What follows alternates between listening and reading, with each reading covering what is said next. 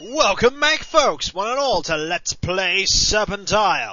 When we last left off, we had equipped ourselves quite awesomely, I would say. We don't have much monetary, but we can get rid of that. Useless. Or any monetary. I'm idly curious. Can we equip the Ring of Reagents? Like this. And then put gauntlets over them. Apparently! That is extremely convenient. Moving on, we want to completely dump Monitor. It is dead to us, I say. Dead! Stand away! No. I want to talk to you. Yes, operate the gate for me. We want to go to the magic place. I've completely forgot what it's called. Magicville. We want to go there, and the only way we can get there is here. And I wonder what we can do here. We don't want to talk to you. Where's that drunken lout of a captain? No. No. No. You? No. Let's talk to you. Why not? So we meet again, Kikoskia. I am definitely not evil. We are fated to be together. I am glad thou art returned. I would still be grateful for thy protection. I'm not evil. Fur cap.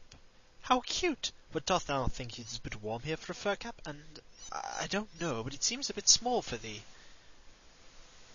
I don't know about rocks, Kikoskia. Put it away, please. Thou should find someone else to ask. Thou could ask a scholar or some such. Perhaps even a mage might be able to help. I don't know. Yes, protection. People are disappearing around here.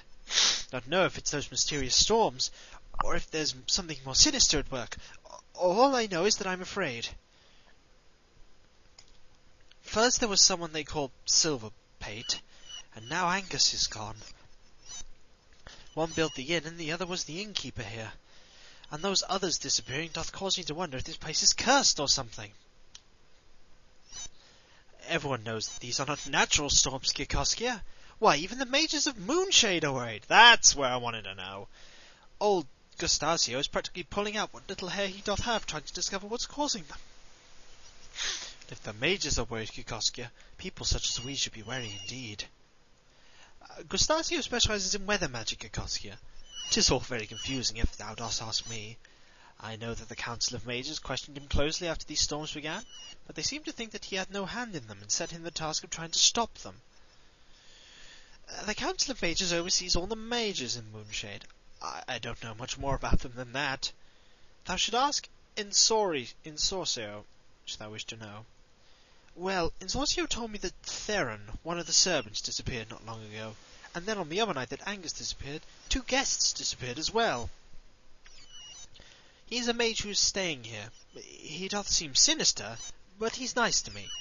Not as nice as Angus, but nice for a mage.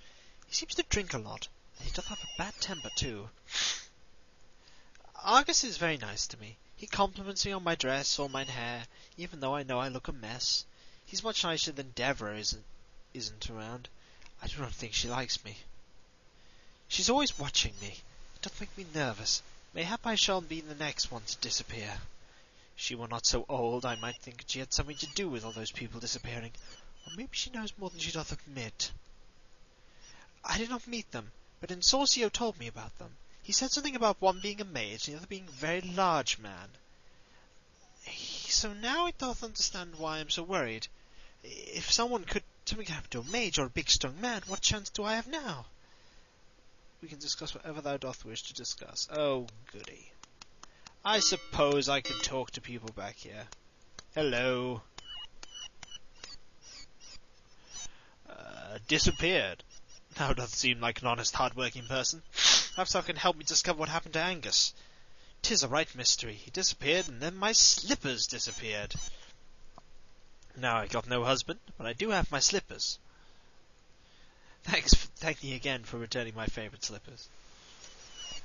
One night Angus disappeared. I'd gone to bed, and Angus remains asleep. If thou would ask me, though, he stayed up to keep an eye on that strange mage that was staying here. I was stirred from a sound sleep by voices downstairs in the cellar. After I heard a crash, I went down to look, but didn't see anyone. Thought the mage's companion might have tried to slip down and have another drink for free, and thought no more of it until the morning. I do not know his name either. He never spoke to anyone other than the mage that I know of. He always walked around with his hood raised, as if he were cold or something. He always gave me the shivers. He was a rather portly man. If I remember rightly, he had been here once before. But blooming Batlin, I'll tell you. Batlin, the fiend! The fiend!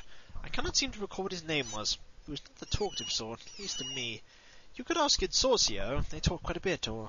I know! Thou canst look in the registry. 'Tis on the bar. Thou hast not met the greatest Sorcio yet? Count thy blessings. And Sorcio is the smouldering black cloud that sits here day after day, drinking himself into a fit.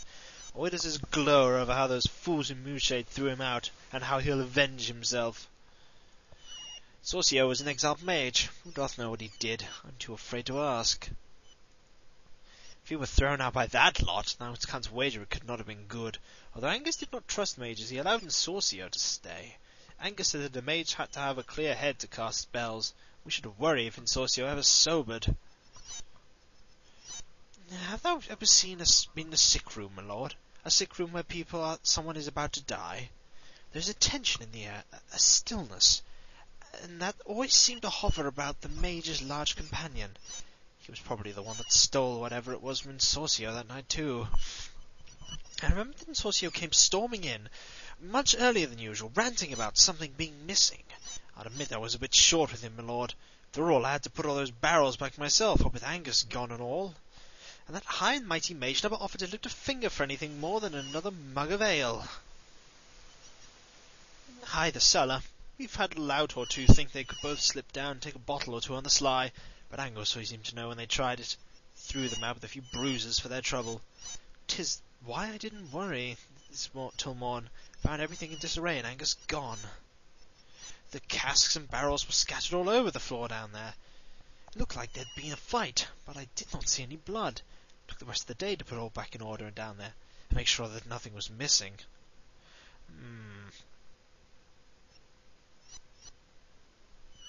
Well, I'm not sure what to suggest. I could have another look down in the cellar.